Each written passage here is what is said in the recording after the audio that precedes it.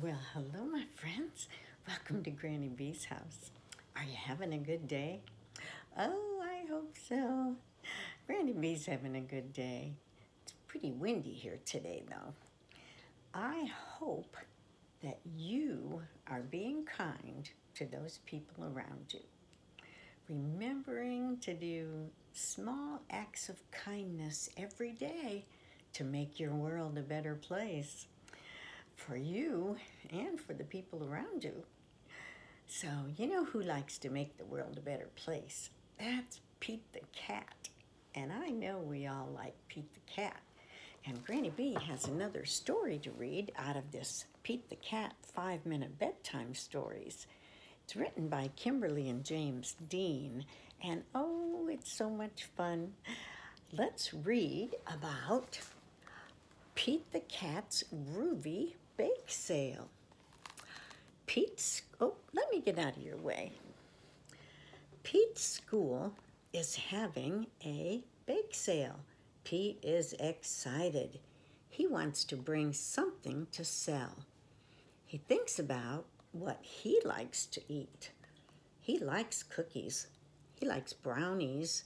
He likes pie and marshmallow treats and ice cream sundaes.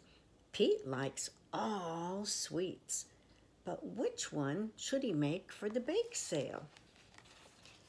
What a problem to have, all those choices. Finally, Pete makes a decision. He'll make cookies. Pete gets out the ingredients: eggs, flour, sugar, butter, and of course, chocolate chips. He gets out a big bowl and a mixing spoon. Pete is ready to get to work. Pete cracks the eggs and drops them in a bowl. He melts the butter and adds it too. Pete puts in the flour, the sugar, and the chocolate chips. He mixes it all together. Uh-oh, the cookie dough goes everywhere. Pete made a big mess. Does Pete worry? Not at all. He cleans up the mess and rolls the dough into balls, which he places on a cookie sheet. Pete's mom turns on the oven. When it's warm enough, she helps him put the cookies in. Pete watches through the oven door as the cookies slowly get bigger and bigger. A yummy smell starts to drift through the room. Just then, Bob bounces into the house. Pete starts to talk to him and forgets all about his cookies. Suddenly, Pete starts to smell something not so yummy. It's the cookies. Some of them are burning. Pete's mom helps him take the cookies out of the oven. Some of them are okay, but most of them are too burned to eat. But does Pete worry? Not at all. He comes up with another plan for a treat to sell at the bake sale. Ooh, ice cream. Pete tries to make ice cream sundaes. He gets out a big glass. He gets out the ice cream and the whipped cream and the chocolate syrup. Pete carefully scoops the ingredients into a glass. But making the perfect creation takes too long. His ice cream sundae turns into ice cream soup. Pete tries to make a pudding pie, but he doesn't have enough crust. Pete checks the cabinet. He used the last of his flour making the cookies. That means he can't make cake or muffins either. Pete looks around. The kitchen is a big mess, but he still has no treats for the bake sale. What am I going to do now? Pete asks his mom. I promised Callie I'd bring something for the bake sale. You'll find something yummy to make, Pete's mom says. You always find a way.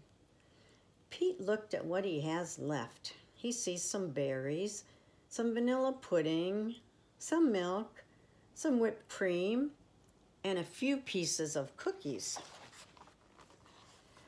Pete has an idea.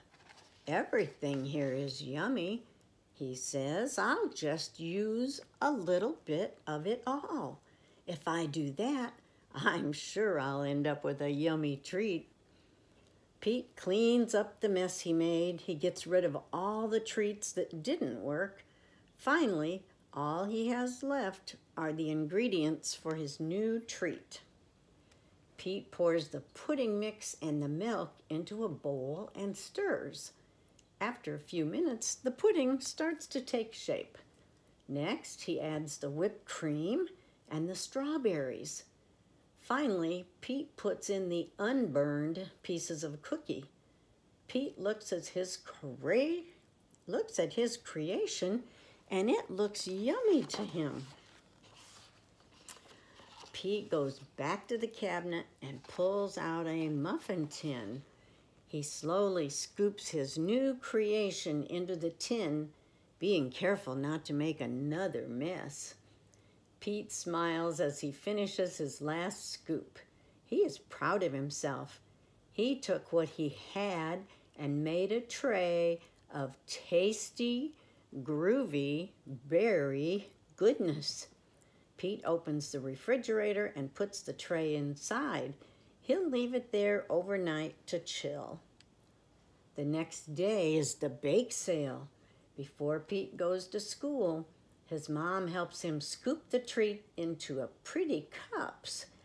The two load the cups onto a tray, and Pete's mom walks him to the bus stop. Good luck at the bake sale, Pete's mom says, kissing him on the head.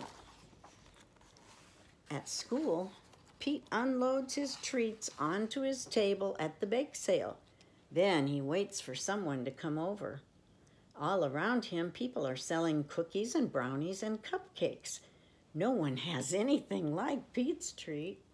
Wow, Pete, Callie says, coming over to his table. What's that? Pete hands Callie a cup and a spoon. I call it groovy berry goodness, he says. Callie takes a bite. Pete's treat is delicious. She rushes to tell all the others about it. Soon, all of Pete's treats are sold, all but one. Pete keeps the one cup of his groovy berry goodness. When school is over, he brings it home. I saved this for you, he tells his mom. Thanks for all your help and for being the grooviest mom around. Well, wasn't he creative, using just what he had to make his bake sale treats? And oh, how sweet was that he saved the final treat for his mom. Oh boy, you know that makes Granny B's heart happy. Well, you know what else makes Granny B's heart happy? Because Granny B gets to tell you every time that Granny B loves you, and I want you to come back and see me again real soon so I can read you another story, okay? Bye-bye.